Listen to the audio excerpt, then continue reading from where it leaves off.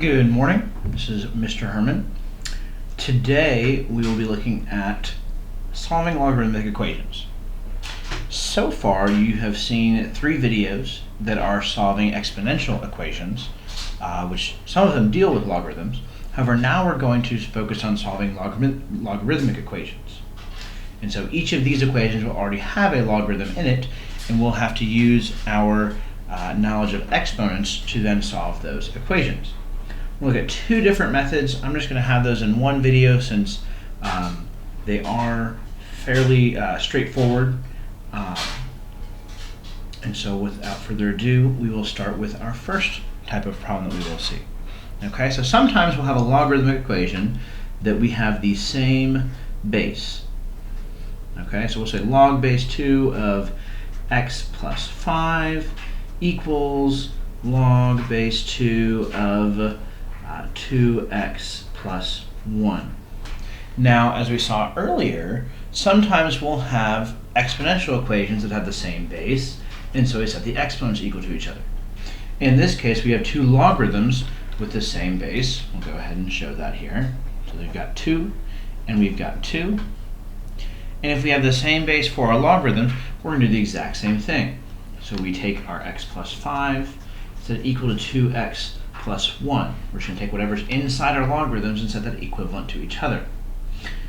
So we've got x plus 5 equals 2x plus 1. Once again, I feel like we've been doing this all day. We've just got another 2-step equation. Alright, so we'll subtract 1 from both sides. 2x equals x plus 4. Subtract x from both sides. We have x is equal to 4. Okay, so then hopefully inside those 2 logarithms, we will see the same value when we plug on in. I'll just get that over for y'all. So log base 2 of 2 times 4, kind of out of room over here, plus 1. And that will indeed simplify to log base 2 of 9 is equivalent to log base 2 of 9. Okay, so that there checks out. Now sometimes we'll see something that we've talked about before. We haven't really worked with it a whole lot, but it's called natural log. Okay, natural log. Oh. Natural log. Now natural log is abbreviated LN, but it means the exact same thing as log base E. Okay, E is a special number that we can calculate. We're not going to worry about how we calculate it, however, in Algebra 2, but it relates some of the things we see in nature together. That's why we call it the natural log.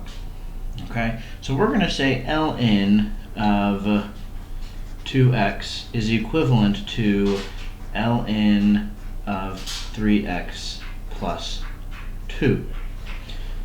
All right, now ln and ln, those are essentially the same. Okay, so they've got the same base, the same as saying log base E.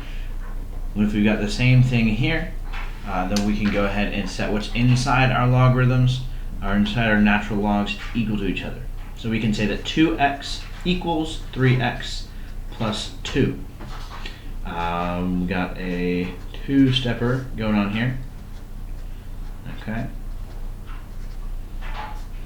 Divide by -1 on both sides. So x is going to be equivalent to -2. However, we've got a problem here. We've got a problem. Now, last week we talked about the domain of natural log and log. Okay? We said that inside our logarithms we cannot have a negative. So this is why we want to go back and check our answer here. We have 2 times -2 equals natural log of 3 times -2 plus 2.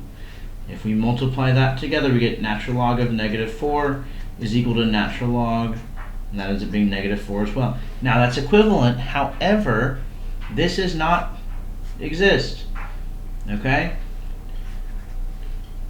-4 is not in the domain.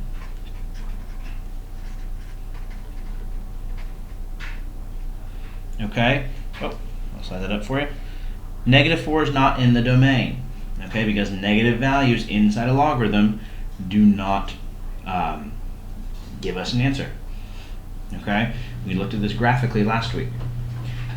Now in this case, we've seen this word before, we have to say that their negative 4 is an extraneous solution.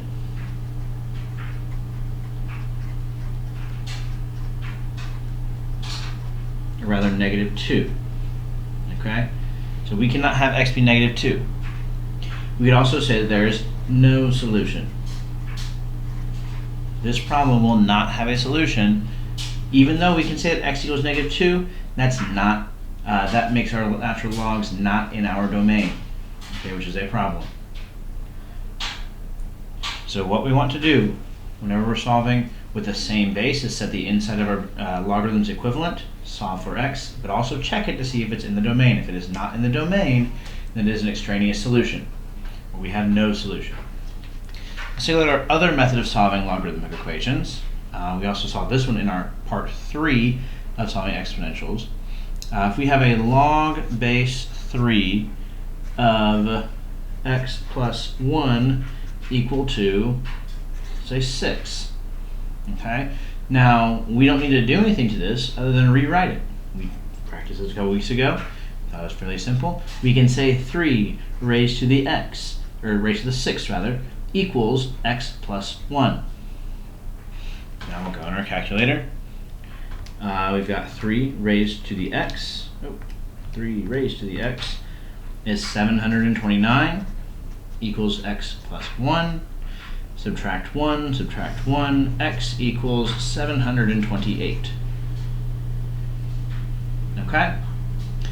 You can go ahead and try another one. Let's do natural log in this case, because you might see some of these. Natural log of 2x plus 3 equals, let's say, 2.5. Okay? Now, as we remember, this is base e. Okay? So we're going to put e raised to the 2.5 equals 2x plus 3. Okay? Now, the e button on your calculator, you're going to go to second ln. Okay?